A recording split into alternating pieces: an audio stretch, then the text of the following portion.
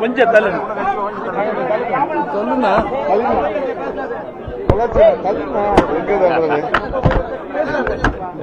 ஓகேவா?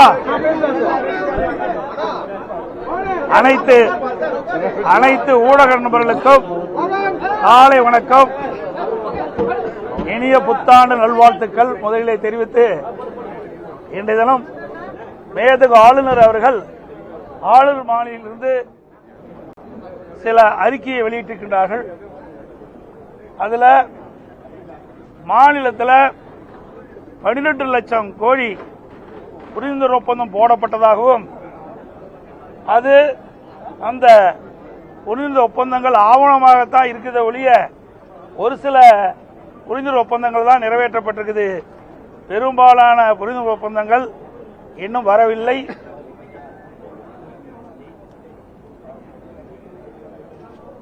கடந்த 4 ஆண்டுக்கு முன்பு வெளிநாட்டிலிருந்து தொழில் முதலீடு தமிழக 4வது இடத்தில் இருந்தது, தற்போது 6வது இடத்திற்கு தள்ளப்பட்டதாக அந்த அறிக்கையில் தெரிவிச்சிருக்காரு.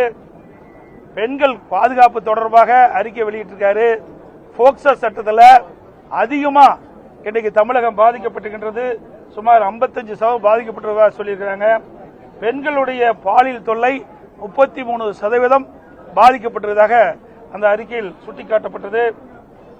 போதைப் பொருள் பரவல் மற்றும் பள்ளி மாணவர்கள் உட்பட்ட இணையர்களிடையே அதிக அளவு இந்த போதைப் பொருளுக்கு அடிமையாகி சுமார் 2000 பேர் இதனால் பாதிக்கப்பட்டு தற்கொலை செய்து கொள்ளப்பட்டதாக இந்த அறிக்கையில் தெரிவிச்சிருக்கிறாங்க. பட்டியலின மக்களுக்கு எதிரான வன்கொடுமைகளும் தலித் பெண்கள் மீதான பாலியல் வன்கொடுமைகளும் அதிகரித்துள்ளது. இதை இந்த அரசு சுட்டிக்காட்டவில்லை என்பதையும் சுட்டிக்காட்டியிருக்கிறார். மாநிலத்தில் ஒரே ஆண்டில் 20,000 பேர் தற்கொலைக்கு ஆளாகியிருக்காங்க. இந்த நாள் ஒன்றுக்கு 65 பேர் என்று கணக்கிட்டிருக்கிறாங்க. இந்தியாவிலேயே தற்கொலை அதிகமாக நடந்த மாநிலம் தமிழ்நாடு. அதனால தமிழ்நாட்டை இந்தியாவின் தற்கொலை தலைநகர் என அழைக்கப்படுகின்ற அளவிற்கு தமிழகத்தில் தற்கொலை அதிகரித்திருக்கின்ற சுட்டிக்காட்டியிருக்கிறாங்க. கல்வி தரத்தை பற்றி இங்கே சொல்லியிருக்கின்றார்கள். இன்றைக்கு 50க்கும் மேற்பட்ட பேராசிரியர்கள் பணியிடம் காலியாக இருப்ப சொல்லியிருக்கிறாங்க. அது மட்டும் நான் ஏற்கனவே அடிக்கடி சொல்லிட்டு இருக்கிறேன், 96 அரசு கலைமற்ற அறிவியல் கல்லூரியில் முதல்வரே இல்லை.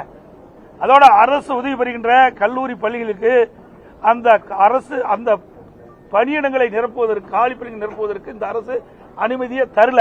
அதனால கல்வியுடைய தரம் குறைஞ்சிருக்குது, கற்பவருடைய எண்ணிக்கையும் குறைஞ்சிருக்குது.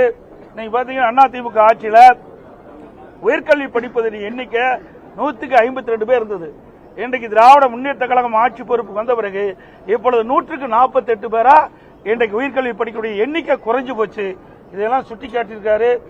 அதே போல மாநிலத்தில் உள்ள திருக்கோயிலுக்கு இன்னும் அறங்காவல் நியமிக்கவில்லை, இதனால பக்தர்கள் பாதிக்கப்பட்டிருப்பதாக சுட்டிக்காட்டியிருக்காரு.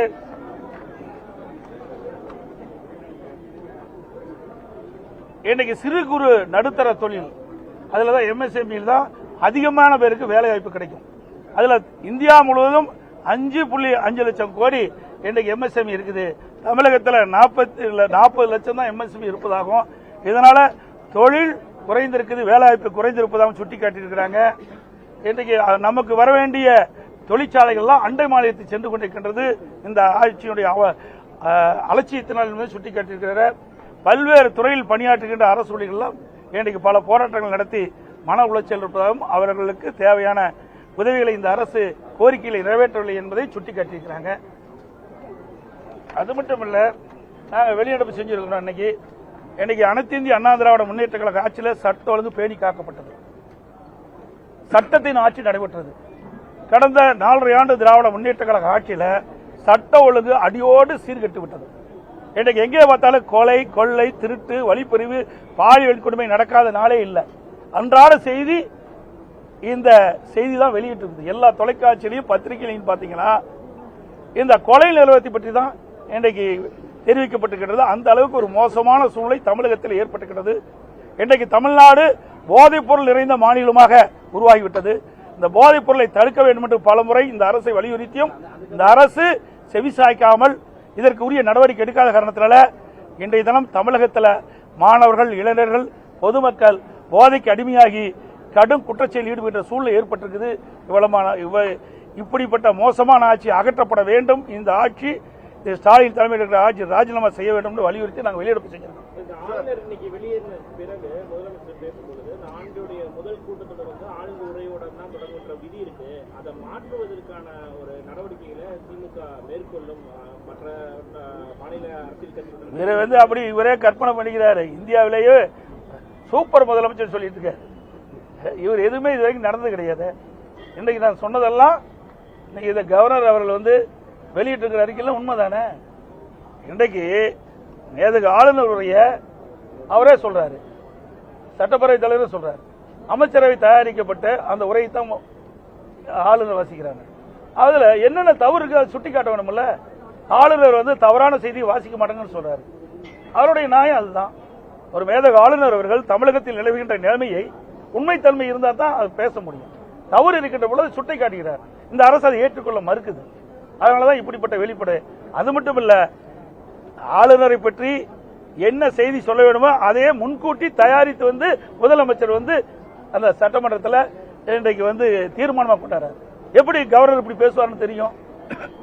ஆக திட்டமிட்டு இந்த அரசாங்கம் கவர்னர் மீது ஒரு தவறான எண்ணத்தை உருவாக்க வேண்டும் என்ற அடிப்படையில் தான் இன்றைக்கு முதலமைச்சர் அவர்கள் ஒரு அறிக்கையை தயார் பண்ணி தீர்மானமாக கொண்டு வந்து சட்டமன்றத்தில் வாசித்தார்.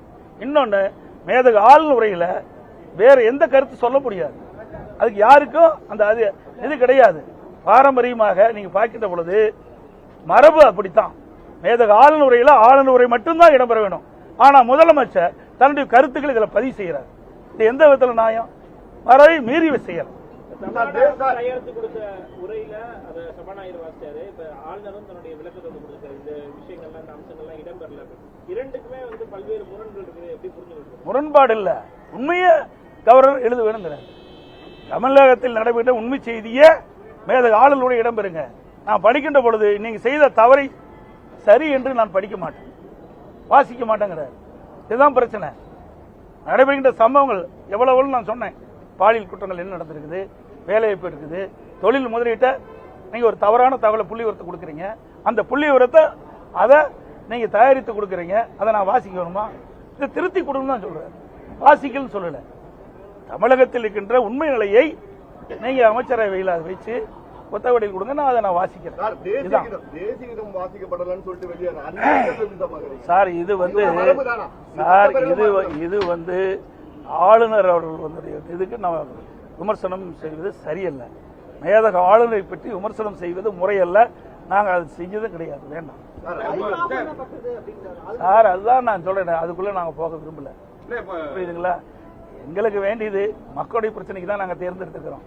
மக்களுடைய பிரச்சனை பேசுறதுக்கு தான் வந்திருக்கிறோம். நீங்களும் மக்களுடைய பிரச்சனை கேளுங்க, நான் பதில் சொல்றேன். தேவையில்லாத பிரச்சனையை உருவாக்கி டைவர்ட் பண்ணாதீங்க. ஏன்னா மக்களுக்கு என்ன செய்தி போய் சேரணுமோ அது உண்மையான செய்தி போய் சேரட்டும். அனைத்து ஊடகங்களுக்கும் பத்திரிகைகளுக்கும் நன்றி, வணக்கம்.